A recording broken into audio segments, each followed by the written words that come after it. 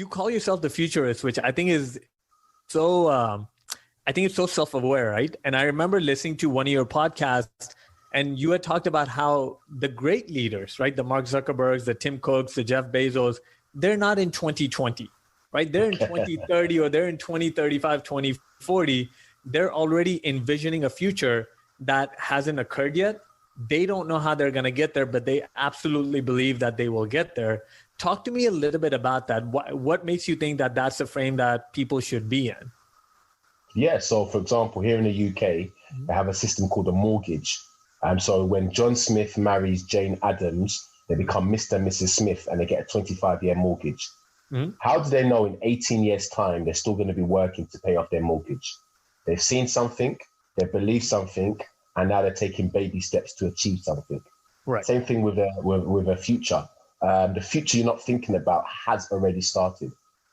Growing up, in the 80s, etc., we'll see the movies of, Star Trek and Knight Rider and Terminator. Yes. These were images of the future. They were telling us about the future, which had already started, and majority of the things are now. So when I'm training and coaching and speaking around the world, I always ask my audience and my clients these 3 questions. So, dear leader, your vision is your future. What do you see? What do you want? And what's your distinction? Mm-hmm. What do you see? What do you want? Or what's your distinction? So you're either seeing opportunities and possibilities, or you're seeing obstacles and problems. But guess what? In the obstacles and problems, that's where you find the opportunities and possibilities.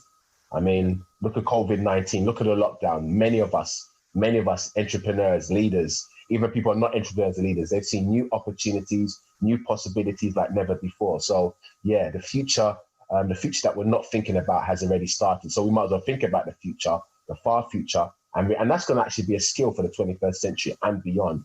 It's futuristic thinking. It's far sight thinking, 100%, definitely, yeah. Yeah, I believe that. So in the previous world that we were in, I think just maybe 20 years back, right, when I was growing up, we had a limit to our thinking, right? If you went further past that, again, if you had a creative mind and you wanted to expand that horizon, you were told it's not possible.